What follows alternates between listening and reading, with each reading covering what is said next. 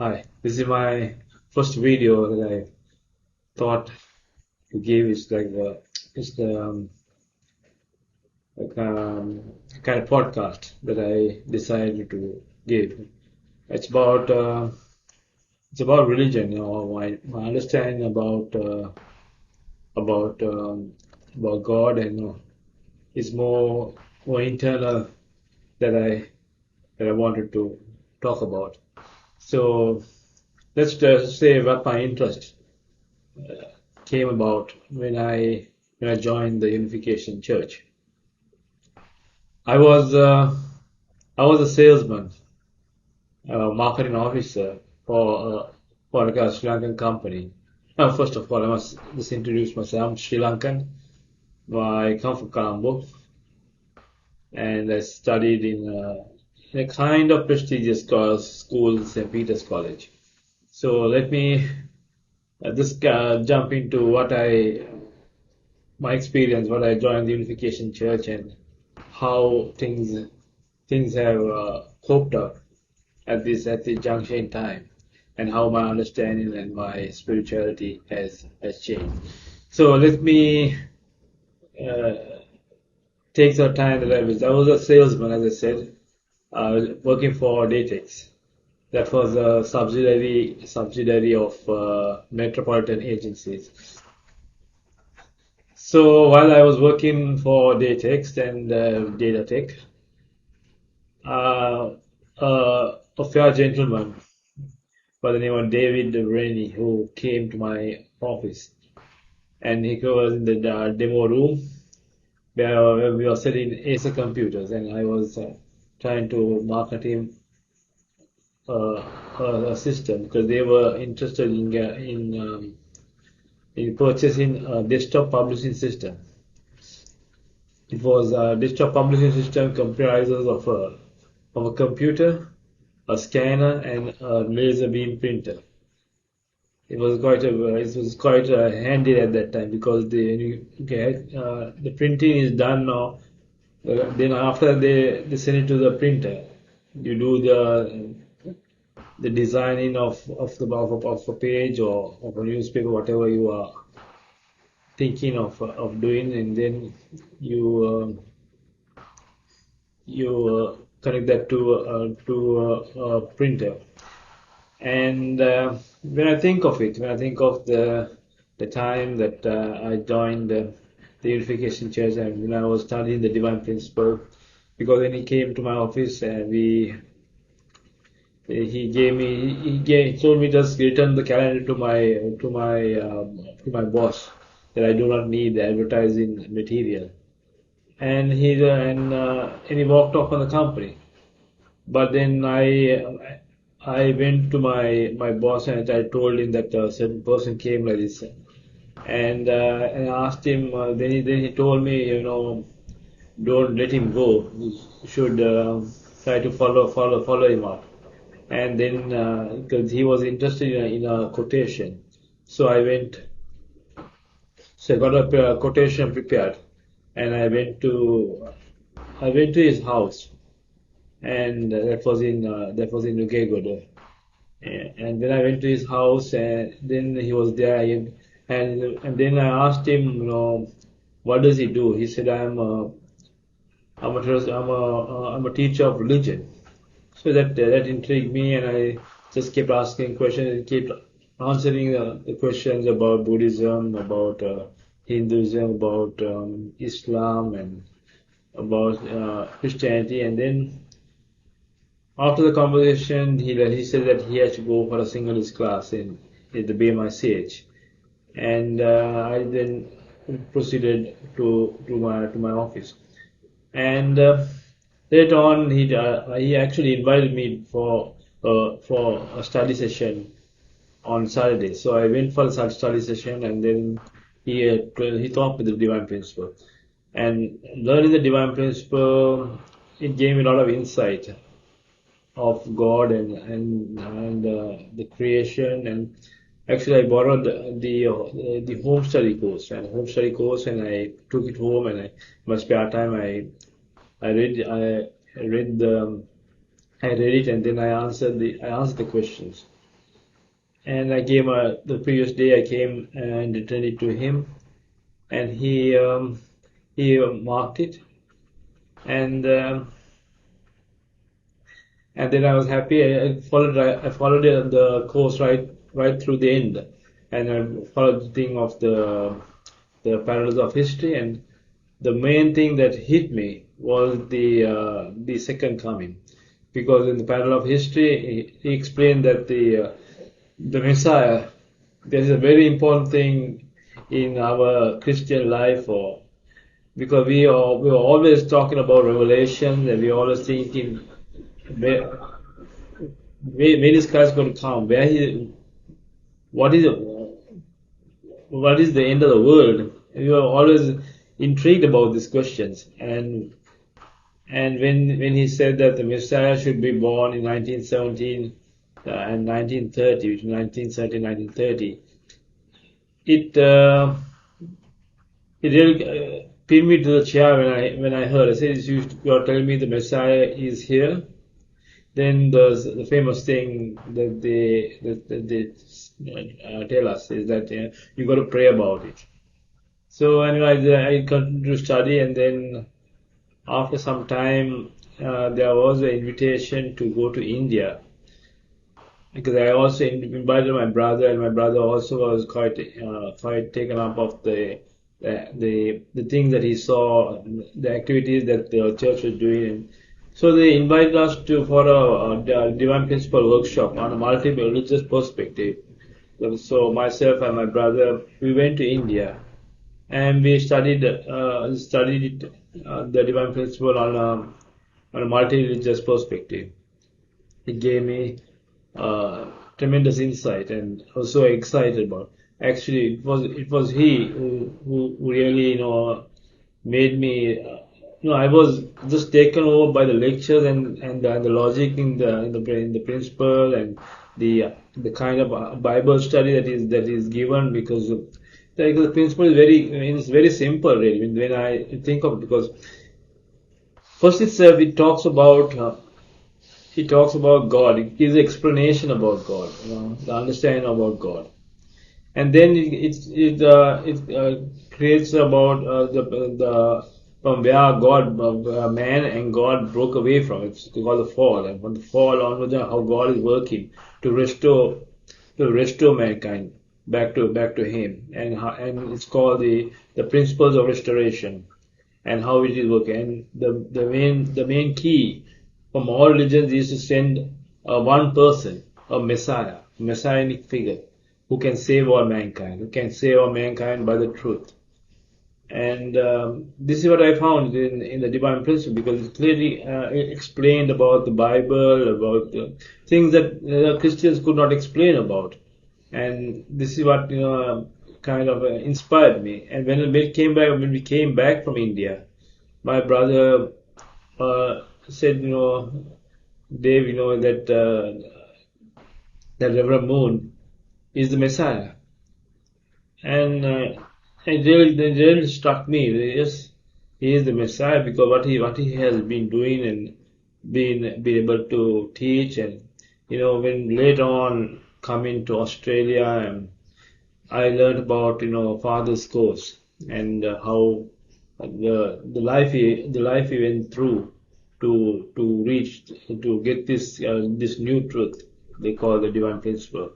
So it is very clear that the Messiah should have come. If it was not Reverend Moon, Jesus should have fulfilled his mission. That was the teaching, because Jesus had a premature death, because he should have continued, as if the people had accepted him as the Messiah.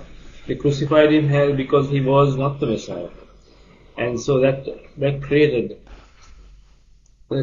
so much problems, in the history of mankind. Because today, when I think of the idea of the Bible, and about God, and about the books of the Bible as well, because there are 39 books in the Old Testament, and there's 27 books in the New Testament. So if you look at the first five books, that's first five books, it's basically from from Genesis to Deuteronomy. Is actually five books. It's basically talking about the law. And then we have the 17 books from Joshua to Esther. Is is is 12 books. And then from the books of or from Job to the Songs of Solomon is also five books, and then later is that's basically it's basically poetry and prophecy, and the other 17 books, so it is our prophecy from Isaiah to Malachi is prophecy. So this is very clear in the divine principle, because it clearly explains about why how God is preparing a people, because he prepared as soon as the first man and the first woman broke away from God. God had a plan. He had a clear plan to send the Messiah, to send a perfect Adam. Adam had already been tainted, so the first man has tainted, for he fell into sin. But then God sent, God prepared for the coming of Jesus, the Messiah. But unfortunately, he prepared the people. He prepared people. When you think of it, of the generations, when you think of the time from Adam to Noah, and from Noah to Abraham, we have it like 12 generations. That God is working 12 from Adam to Noah was 12, and from Noah to Abraham. But it should have not happened in the first family.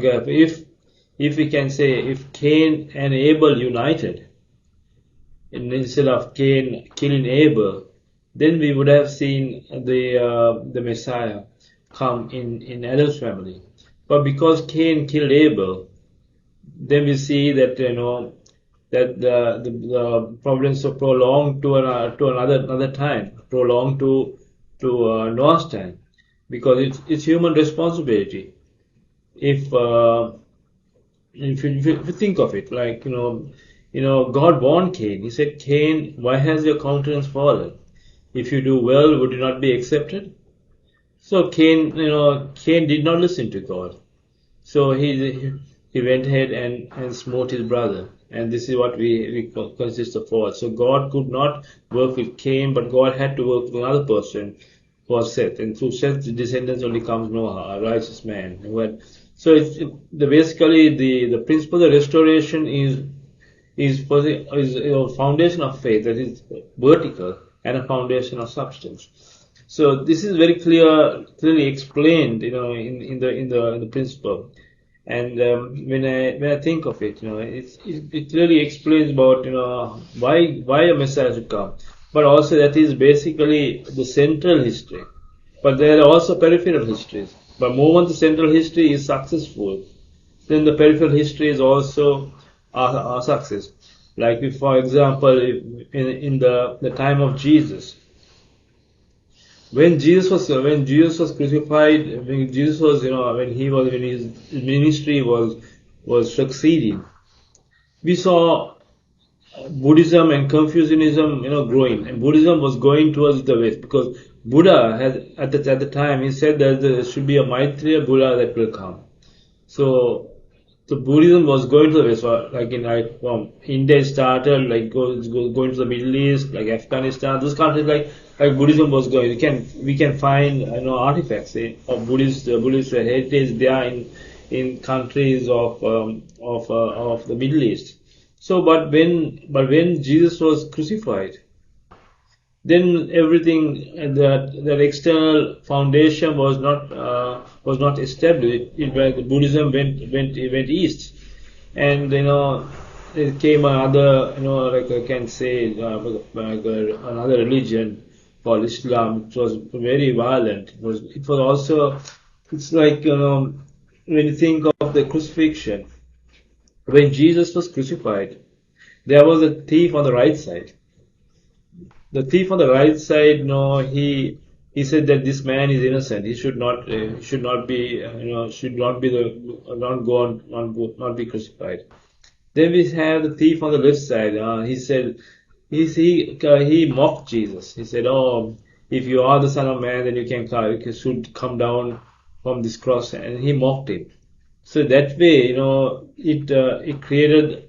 Uh, in today's world, we have a left-wing ideology and a right-wing ideology, and at the same time, we can see that when people ask, who do you want released, Jesus or Barabbas? So the people at one loud voice said, "No, give us Barabbas." So Barabbas in a way represent Islam, and Islam is the religion that is very, Barabbas is a very violent person, and Islam is also like a violent religion. So that is how we can see in this world that two that three religions I can say. I mean, communism is also a kind of religion in a way.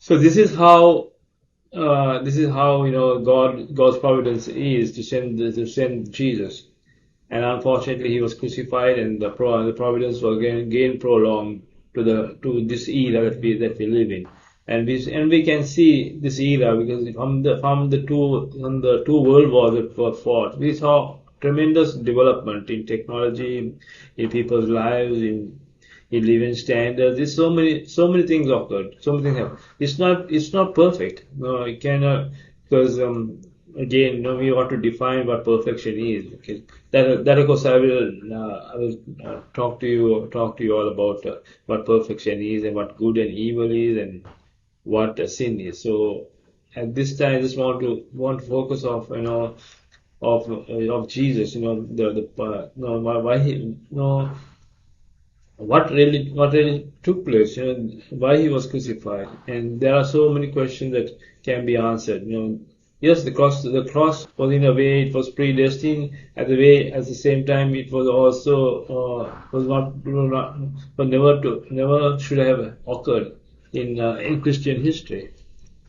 So this is an interesting subject that really inspired me to understand about God, because God wants to to build the kingdom of heaven on earth. So He cannot build the kingdom of heaven without our cooperation. Our cooperation is very important when you think of it, because think this think how can God build the kingdom of heaven, and what is the kingdom of heaven? The kingdom of heaven is like for example, it's actually built on the concept of heart, because heart is a emotional impulse to love an object and to unite with the object of its love. So this is heart. Heart is an impulse. So today we live in a world that is there is good and there is evil in the world, but it's always easy to create evil, because we can easily get tempted, easily fall, easily create problems to us. Easily can murder a person. It's easy to get angry. It's very easy to do these kind of things, and because if you don't have a consciousness of God in us and a consciousness of a person within us, so we can just live like an animalistic life, because we have no conscience. We can kill a person and we can just be happy about it, and there's no conscience that will prick us. But no, there is a God about. But then we can see evil people do that. How much riches you may have, but they still do that. So the kingdom of heaven is very opposite. I mean, you cannot, you have free will, but in a free will you don't tend to harm people, because you know that there is a God above you. There's a conscience that deeply pricks you. So it's difficult for you to do evil. It's difficult for you to commit adultery. Difficult for you to fornicate out of marriage. So it's basically it's opposite of what we live on this earth. So yeah, so this is what God wants us to build, to build the kingdom of heaven. We will not see the kingdom of heaven come in our lifetime, but then it is it is what God wishes us to do. But looking at things, I think things that have occurred in in the unification movement, because now we see what happened and what has transpired in the providence, because Rev.Moon, who's the returning Christ, set many conditions, and he actually nominated his heir and successor, Hunjin. So Hunjin is also the Western name is Sean Moon, and because it was difficult, because for us when he was in his lifetime, we as members were always in a guessing game. You're thinking who will succeed him and oh, what will he do, because sometimes we never thought that way. Sometimes we never, but there are so many rumors, because we as normal members, we basically follow our leaders, and today the funniest thing that the leaders are not anymore, the so-called leaders are not anymore doing God's will, and who dreamt of in even the second generation, who Father Rev.Moon blessed and blessed him, as he was wanted them to have absolute faith and absolute love to build this the kingdom of heaven on earth. But unfortunately, there was a big schism that took place. First schism was the breaking away of Preston Moon. That's Aaron Moon's third son. He ran away. He was one time he was nominated, but then for certain reasons, he had a lot of power. A lot of things. He was a very able person. He could do many things. He could organize conferences, organize the leaders, and he could do many things. But unfortunately, he was very greedy, and he stole a lot of assets that belonged to the unification movement, and he formed another group, and no, they still exist, but they say that Rev.Moon was manipulated, because Rev.Moon was aging over a period of time. So when he was aging, he was saying that he was man, but he and Mrs. Moon really, they nominated his younger son, because the younger son was much more able, much more united, because he was a monk in the beginning, and so things just changed. So he was very faithful to Rev.Moon, and Rev.Moon trusted him, and he even gave him a declaration saying that he is the heir and successor, and also he gave them 8 great textbooks. Now these 8 great textbooks are canonized 8 great textbooks. He said that it should be used. This is the official doctrine of the Unification movement, Unification Church, and he handed over the 8 great textbooks, and doing that, it actually revitalized the Unification Church. So thinking of this, the Unification Church was very powerful when you think of in the 70s or in the late 90s, and even the 2000s, because we had so many things going on. I mean, uh, we had the World and I publications. Then we had UPI. UPI is United Press International. Then we had a theological seminary. And all those things, because when Rev.Moon gave his declaration, he said that anybody else is a heretic and a destroyer. So we can see the person who hijacked the movement, Mrs. Moon, who was around the Family Federation. The Family Federation actually hijacked the movement, and they have destroyed the movement. They destroyed every asset. They sold assets. I mean, it's a travesty that happened to the Unification movement, and that is why we call ourselves the Sanctuary Church, because we are now on a sanctuary, because we hope that whatever foundation that Father laid Father established on this earth can come to pass. I mean, there was great hope when the Berlin Wall fell. That we said that for maybe it is the horizontal unity, but now the vertical unity should occur between North Korea and South Korea. But unfortunately, this too has not occurred so far. Now it's like the two generations, because when Rev.Moon met Kim Jong Il was like the first generation. Then his son Kim Jong Il. Kim Jong Il also, then also Kim Jong Un is like the third generation.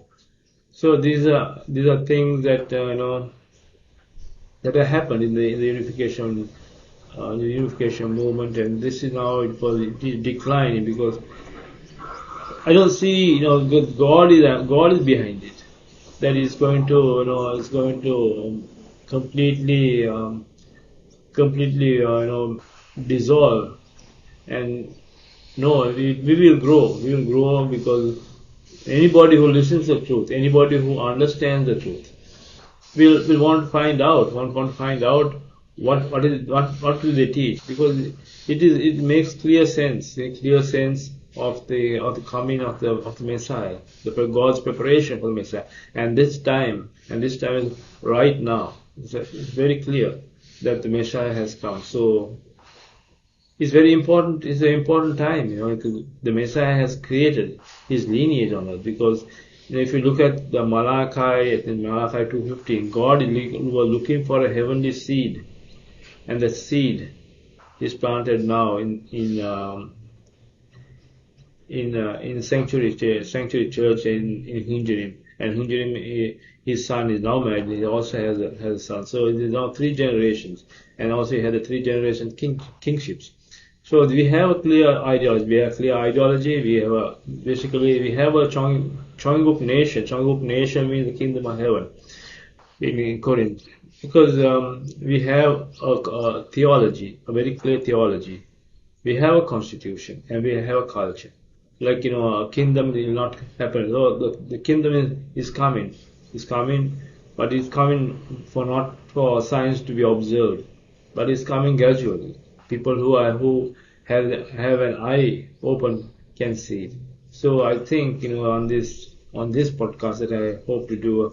I hope to do many podcasts and be able to get in the rhythm of talking, because it's sometimes when you do things, you don't feel shy, you don't have the start, but at least I want to start something, and I hope I could also do it in Sinhalese as well, because thoroughly English is better, but I think that also I can reach out to my Sinhalese brothers and sisters, so that I can explain about the schism, about God, about his nature, and about things in general, because unification thought is very, very deep thought, because we have left wing and we have right wing. So we can also describe him as Cain and Abel, because Cain killed Abel. So Cain killed Abel, and Cain did not kill Abel by premeditated it, because God wanted him. But then at the same time, Abel should have won Cain's heart, like what happened to Jacob and Esau. Jacob won Esau's heart, and Esau wept and they cried among each other. So this is a Cain Abel unity. This is what we should do. We should bring about this kind of Cain Abel unity, and Cain Abel unity can occur. Can occur. If it occurs, then I think the providence moves on. So it's basically it is because it is not a physical battle. It is also a spiritual battle, because it's not God. It's God and Satan is fighting. Oh, so it's like Satan is tempting man, but we have free will. We can go to God or we can go to Satan, because we are in between. So the battle is between us. So if we win the battle and if we conquer a battle, and we can subjugate Satan, and then we can go to God and we can rejoice in God. So it is an effort, it's 100% effort, and God does his part as a responsibility, because he sent prophets, he has the Bible, he has many things he has put for us, but we have to apply them, and we have to think clearly. We have to think on a very unselfish motivation. We had clear guidance. So I just hope that uh, I can give this kind of talk, this kind of podcast, many times, may in the future as well. So this is my first time. I may have a lot of mistakes, but however, I hope I get the crunch of it, and many things will come, many things will occur when I keep doing it. So thank you very much for watching, and God bless you.